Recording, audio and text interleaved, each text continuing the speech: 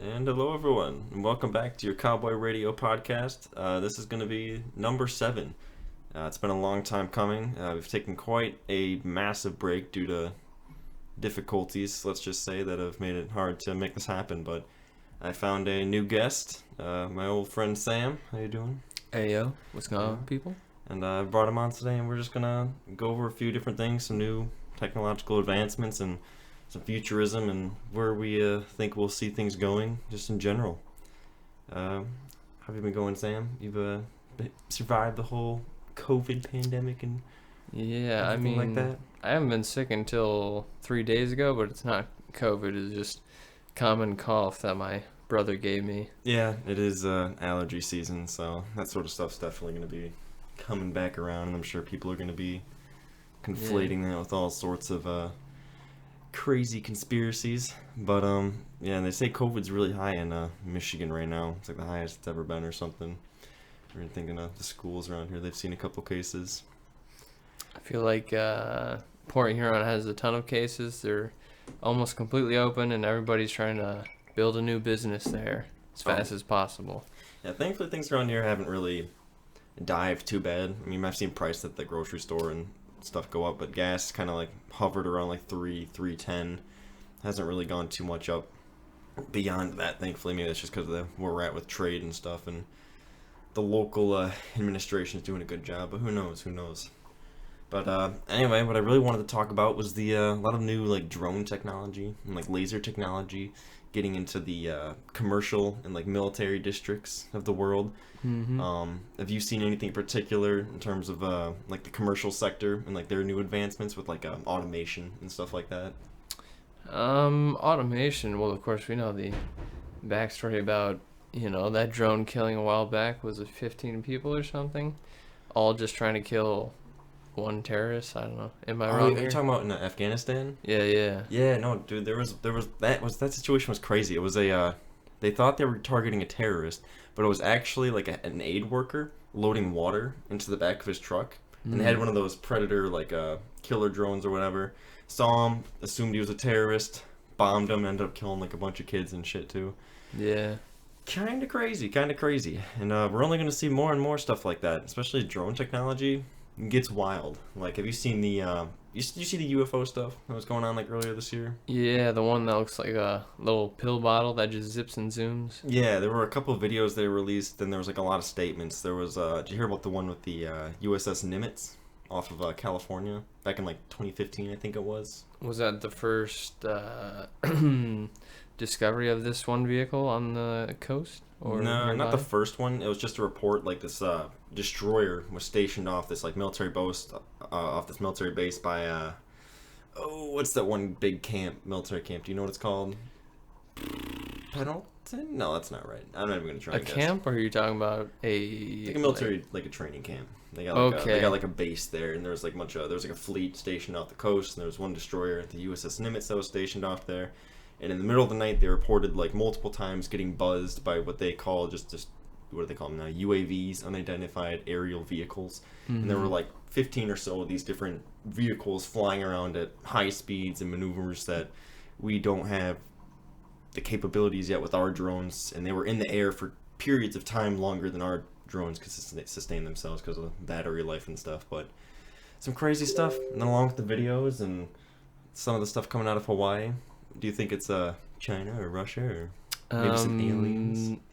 What, these little pill bottle zooming monsters? It could be multiple different things. I mean, I really hope it is aliens, but I feel like we've let them down quite a bit. So you feel like we've let them down? We'll have to give it another couple of years to, redeem ourselves. Yeah.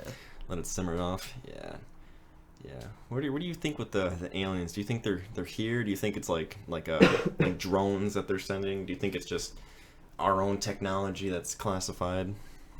I mean, we usually start a lot of our own wars by giving people weapons, and then they turn out to be the terrorists, and then we have them to kill. It's a pretty normal cycle that presidents have to gain reputation, especially as a Democrat, doing something that isn't, democratic. per se. Our foreign diplomacy or foreign agenda has always been the same. Doesn't matter which administration is in, it's always new proxy wars, new wars, and starting new Cold Wars, especially after 9/11 with the, what do they call it?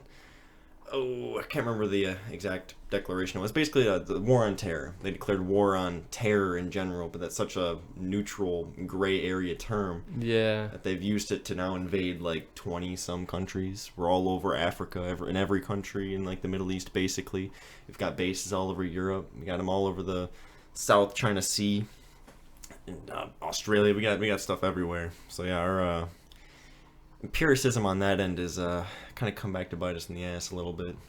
Now we don't have nearly as much money as we could have for like development and research and building our current like home structure better than it is. We're too busy protecting ourselves, and therefore everyone else is like, we'll just back up. We don't care. You can handle it. You have all those military men and vehicles. Go ahead, have at it. But I'd say we protect others too much, but we protect weird groups of people, like Saudi Arabia. Like, why are we allies with Saudi Arabia?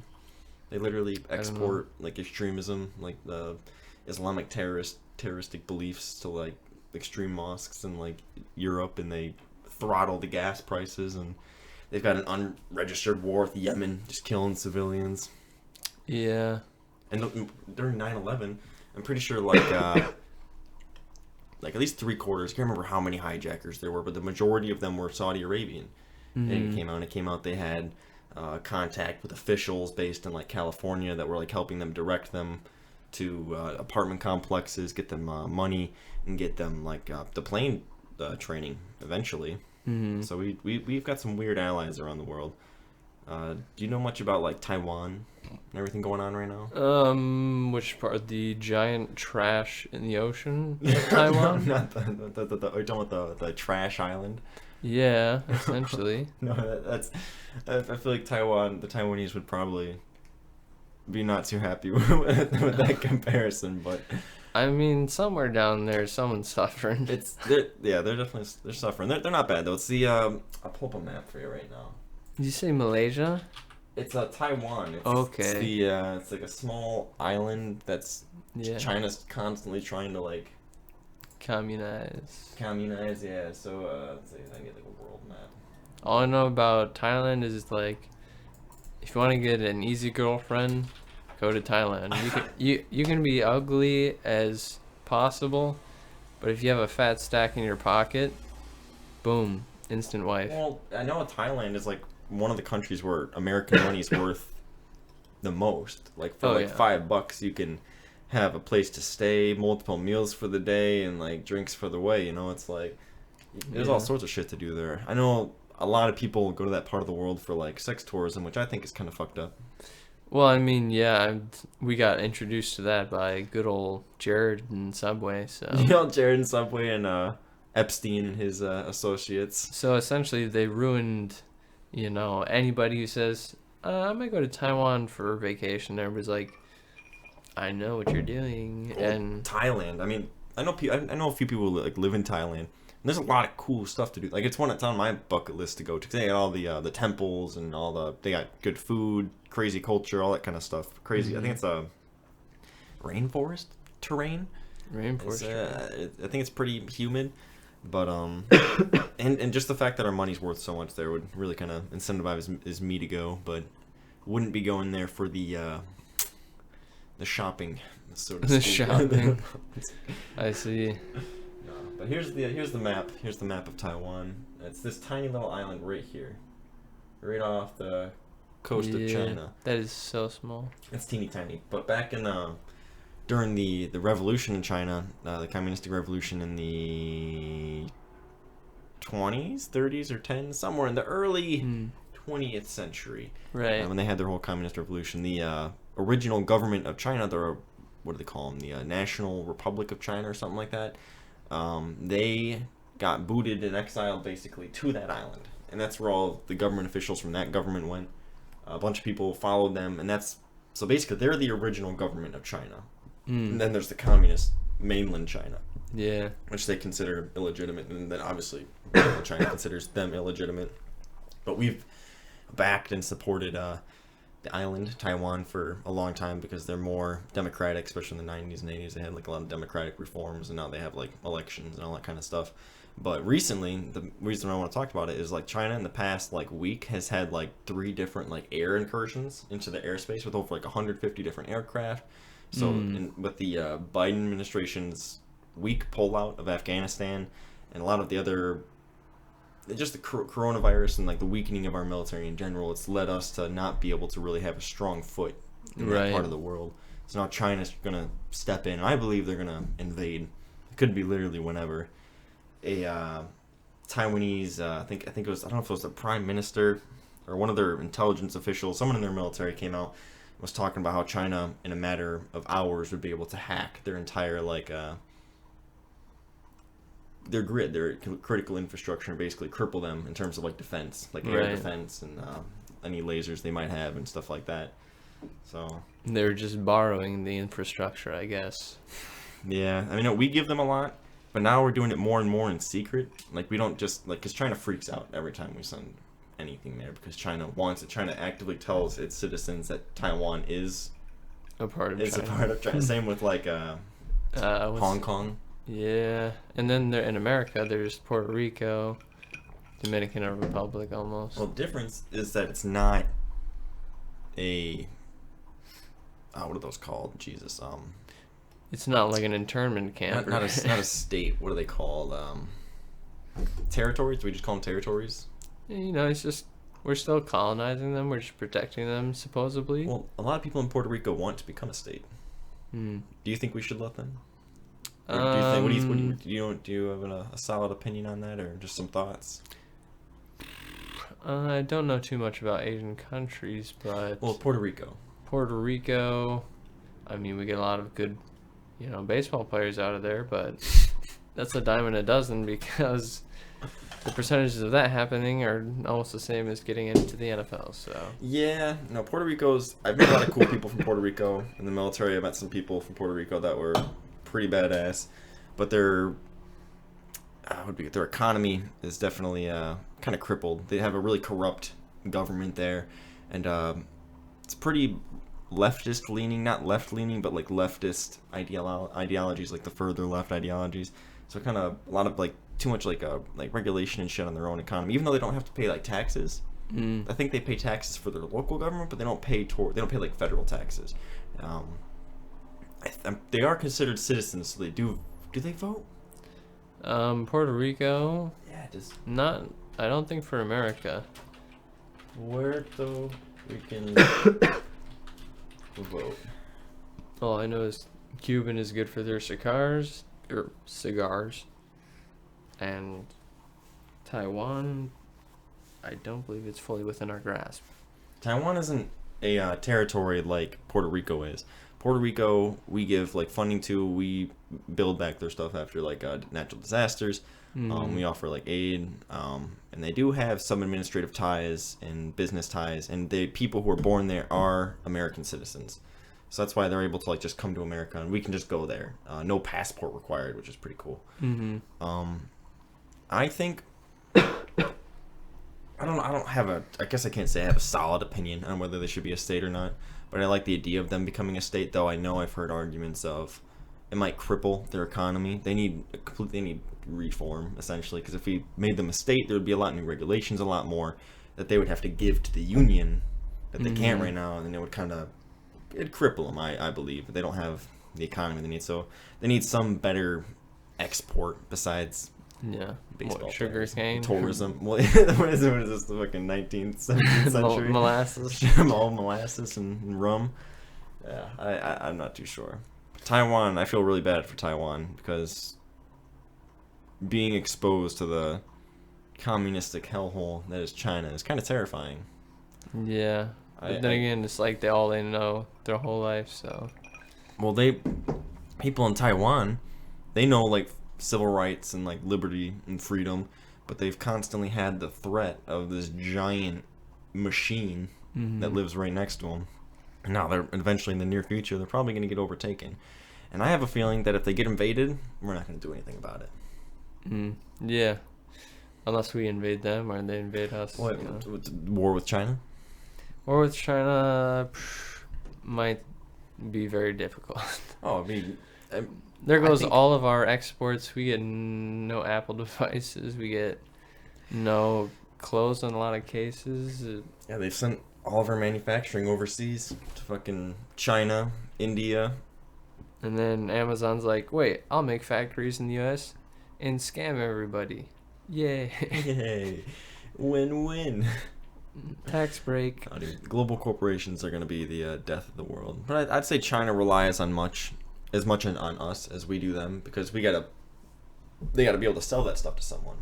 Right. So if they don't have the money to export stuff, then there's no export. That's what they heavily rely on for their GDP.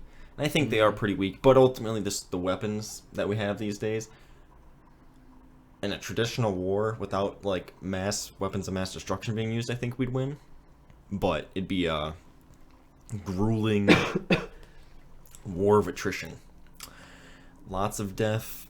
And then the future would be a long period of recovery and stagnation. In the article I just did talks about I believe that if in the next war, especially if it were to take place today, maybe not so much, but within the next 10 years even probably, I believe space will become such an essential part of life. It's because they're talking about building space factories, talking about asteroid mining. NASA's building a new space station around the moon. We're going to be putting people on the moon, and then people are going to be going to Mars and shit soon. So it's going to become such a critical part of our infrastructure that if war were to take place, we'd just be shooting the hell out of everything up there. And every time you destroy a satellite, have you heard of like you watch that's the movie Gravity? Gravity by who? It's that new movie Gravity takes place in space. Who's the actor? Interstellar. That's not Gravity. Not Interstellar. Gravity movie. It's got the. There it is. Gravity 2013 IMDb. Is that it? 2013. Yeah, it's got Sandra Bullock. Yeah. Have you seen it? No. Yeah. You did see it? Well, remember how it's got the debris cloud that like flies around the Earth and like destroys stuff, and they're like it like threatens the spaceship she's on. Yeah, I definitely don't know if I watched this movie. I got you. Well, the last movie I've ever watched, that's not on Netflix or anything, is probably The Joker. Joker was pretty good. Yeah.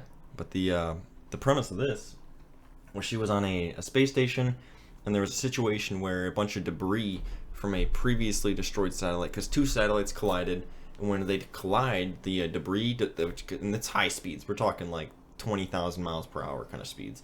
So when they collide, it makes the solid act like a liquid. So the materials literally will pass through each other, and it'll make tens of thousands of little small particles of like metal fragments and stuff. And they won't just go into space or down back to Earth right away. They're going to be flying around the Earth. Orbit. So anything in that orbit is in danger, and over time it'll spread and stuff. But there's a fear that if we have too much of this happen, and we have too much junk in space, it'll prevent us from actually going up into space, because every time we try and launch something, it's just going to get obliterated by the swarms of metal and fragments flying around. So that's what I fear will happen if war in space takes place. We'll destroy all these satellites, we'll have no communications, people will lose their internet, a ton of data, security, military satellites, all sorts of stuff. Space exploration and research in general, like the space station, would be fucked. Everything would just get swamped, and we'd have to come up with some new technology to clean it, or some shielding or something to get through it. But we'd basically be trapped on our planet by a cloud of metal. It'd be kind of unfortunate. I'd be really sad if that was our future. Like just the outer layer of the ozone, or is it within? Oh, not with the ozone. It comes because they got satellites in low Earth orbit, which is as low as 150 miles for spy satellites and weather satellites. Then they can go up to I thought it only had one orbit, but I guess not. No, there's a ton of different layers. They put atmospheres, because I know the atmospheres change, but yeah, there's multiple layers for the atmosphere. But in terms of satellites, there's one spot you won't find satellites called the Van Allen radiation belt, and that when satellites pass through it, it's like a super radiated zone that kind of messes with electronics and stuff. So there's no satellites there, but they'll have them like low, because you can think of it like a, you know the old models for electrons going around like atoms. Going around atoms. And how they had like the different like layers, depending on how many like electrons you stacked. Are you saying like just a general electronic wavelength? Like an how they travel? Think like an electron, right? Like a standard what a picture might show an electron to look like. Right. And how it's got like the electrons going around the base of the proton and the neutron. Yeah. That's basically satellites going around the Earth, and how like electrons, if there's more and more of them, it'll like stack up into like a thicker cloud. Mm-hmm. That's how satellites work. So they'll have them like really low, 150 miles to the surface, and they'll have them really high, up to like, oh, let me look it up. I don't want to say, I almost want to say 10,000, but I feel like that's completely wrong. Let's see. Highest altitude satellite.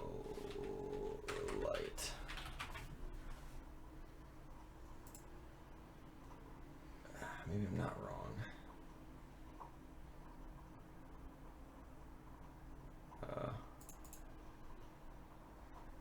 Answers. Kiora. I don't know, is this Quora or whatever? I just clicked the first one. Oh, okay. So so satellites, I guess, they can go pretty far out. So this is saying a NASA satellite studying solar wind is the highest point in its orbit at 470,310 kilometers. So what's that, like 350,000 miles, something like that? Going across. So they can get really out there. And then I know they have like satellites that like just follow the Earth as opposed to like just orbiting around. So they got all sorts of stuff. So, but anyway, war in space, no bueno. And eventually with drone technology. Have you ever seen the space plane stuff? You like mean the completely recyclable place? Or I don't know. Like what's his name? Richard Branson, like Virgin Galactic. So does it exist on the Earth or the Yes, moon? this isn't the Earth. Okay, this is where there's a lot of desert, right? And they use a lot of space panels for electricity. They got a plane that can fly into space. Oh, okay. Have you seen any like videos of the ones that they've been coming out with? No, I didn't really care to watch Jeff Bezos spend. Well, I agree. A lot of money just for a free ride, but no, screw Jeff Bezos. But there's the Richard Branson guy. He's another billionaire, but from the UK or whatever. But his program was to design a plane that can launch itself into space, and then return back down to the Earth. So I mean, SpaceX already does that, except it doesn't do it in a plane motion. It just goes straight up like a rocket. It just has that's the difference. Like rockets take a lot more energy, and I think the plane had at one point like a rocket boost to like get it through like that upper layer or whatever. Yeah, because it's going on a diagonal instead of a straight up. Mm-hmm. But when it falls down, it like floats down. I think it has like a general descent period, and then it'll glide back down to the surface. Mm-hmm. So it's a lot smoother of a transition. Where like SpaceX and their reusable boosters, they'll send them up, and the boosters will detach from like the capsule or the satellite, and then they'll automatically land themselves at their drone ships like out in the ocean. So it's a little bit more of a process for that. Yeah. I think space plane technology can be really cool because that can offer really fast travel. And then the first thing that's coming out now is like space tourism. It costs like $500,000 or whatever, but yeah, really cool. What else in space? Oh yeah, they're thinking about using 3D printing to print a lot of their base on Mars. Mm-hmm. I just saw to expand on that. I just saw an article talking about they were doing tests with blood to like use as part of their building material for these 3D printed like structures, because they used their original source was there's parts of the Chinese wall, which the Great Wall of China, that some parts of the wall have fallen, but some of the stronger parts they can tell that the cement mixture they used had blood mixed in with it, like pig blood. Wow. Because it has carbon in it. So they did tests studying if we used like human blood in like structures, it would have a stronger density and just a better more structural integrity. They'd have to shoot us right in the lungs for that. You'd have to have permanent. Your job is to give blood to the colony for building material. Yeah. I mean, it's a little crazy, but even just, I guess it doesn't have to be that much blood, but just even a little bit of that that carbon and like the mineral materials mixing with the cement makes it pretty great. Makes it into a equal molecule of some sort. I don't know the the chemistry of it, unfortunately, but whatever it's doing, it makes sense, I guess, especially with the carbon, and it makes just sense with like thinking about like graphene and stuff like that. Oh yeah, they're still trying to figure out, reliable uses that aren't super expensive. Dude, I hope they figure that out. That along with fusion. If we could figure out fusion, dude, that would solve so many problems. Fusion, not all the problems, but like nuclear. Well, we have nuclear. Well, fusion is what we use for like nukes. But we don't. But if we can figure out a way to do that on a sustainable, controlled way, like how they have the big gold circles, and they just,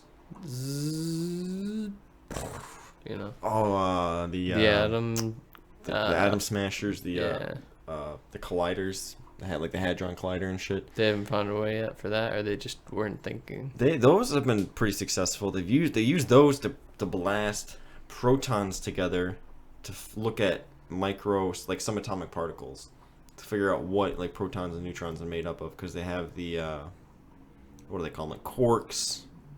Oh god, I think those are the only ones I can remember right now. Bosons.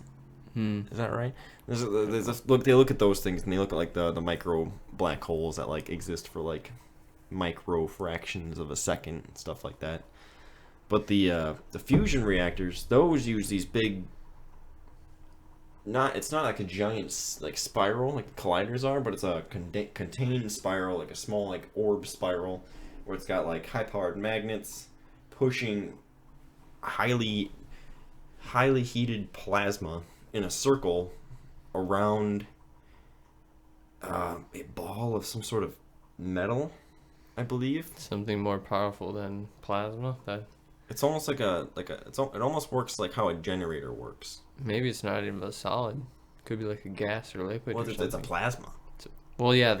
You mean the ball, the thing in the center? Yeah. I think it's. What did they say it was? I'm not even gonna try and guess. That's way beyond me. The flywheels. Is that what you're talking about? Where they store up all the energy from one bus run, they come back to the station, and then they just go again. I don't. And on the inside, it's just, a culmination of different magnets, and it gets more powerful as it gets to the middle, and then it can just go all day. Like send it back. Yeah. It could be. It's. I know it's something to like kind of harness it, or like to collect it, something like that. Yeah. But essentially, it's super cool, and the idea is to get it to such a speed and temperature that it enters a stage called ignition, where it's basically self-sustaining, where it'll keep fueling itself. And what it'll do is it'll get so hot and like pressurized that it'll push the atoms, the particles of atoms that are in the plasma together, creating little bursts of energy, like nukes, little mini nukes. And then if we can harness that, we'd essentially have what we would consider now to be near unlimited energy. We'd be able to advance commercial technology beyond hundreds of years of what we have right now. Like we're talking flying cars, like instantaneous like internet and data, supercomputers, or quantum computers. I don't think people would go for flying cars. You'd have to, unless you go through an extensive training first. Then I would be like, okay. They'd be automated. You can automate them. You could have such powerful supercomputers running AI systems that can automate an entire millions of drones worth of traffic. That's the idea with this kind of potential, because there's fuel for fusion anywhere. It's just combining. I think they use. I know the sun uses hydrogen. I don't know if they use hydrogen for the plan is to use hydrogen for the fuel reactors. I know some models, I think, blast lasers onto like some sort of chips, and then those Similar idea, get to a temperature and pressure where it'll start fusing and enter ignition. I know one lab in the United States got to ignition. I don't think they were able to contain the power output, but they reached a point where more energy was being released than it took to put into it. Because it takes a lot of energy to start them up, but they consider it excess if they can get more energy out than they're putting in. So that'll be pretty sick, and I'm excited for that kind of stuff. I want to see humans go to the moon and to Mars and Titan, the whole solar system. There's so much to do even in our own backyard. It's kind of sad we're just on one planet. Right. Would you ever go to space? Space, no. I don't know, maybe just like a cabin out in the middle of nowhere. Cabin out in the middle of nowhere? Just but in your own space? Now people are like, government's cracking down on that stuff when they originally had it legalized that if you don't see any building and structure within 100 meters, you can build a small house. Yeah. That's not big enough to be considered a big house. There's too many people now. That's the problem. I don't even think there's necessarily too many people. There's too many stupid people. Like, if people were more organized and on their shit, we'd be able to more efficiently spread out. But no one knows what they're doing, especially people that live in, like, cities and have no idea of how to, like, live for themselves. Like, cities are just such giant pools of waste. Oh, yeah. Consumer waste. There's a lot of output. There's a lot of, like, culture. And we got, like, the trade centers. A lot of our, like, economic infrastructure exists in these places, but they don't grow anything. They don't build a whole lot besides just giant eyesores, essentially. I don't know. There's a lot of stupid people. I think technology, what it can really offer us to its max potential, as long as we can, like, educate ourselves, is that near perfect private existence. To where, like, you could have your own bit of land and using, like, 3D printers and, like, robotic farming tools and stuff, you'd be in, like new age, like, solar panels, wind generators. Even if they could figure out, like a micro fusion reactor, if that's obviously down the road, but more likely like solar and wind, you could have your own self-sustainable existence. But instead, they want to make everyone specialized and reliant on the system. They want you to need it. They don't want you to be able to go out in the woods and just exist. Exactly. The one guy we know from high school that aced the ACT and SAT like twice. I'll just say his first name, Josh. He already works for a major nuclear plant, just managing it. And he was a smart guy. He's definitely incredibly intelligent. I never really got to have a direct conversation with him, but I always heard a lot that gave me confidence, and he always seemed really cool too. Yeah, I don't think he did say much of anything, but no, he was a bit more what's the word? Just definitely that introvert or quiet thinker kind of guy. Yeah, no, respectable for sure. I feel that.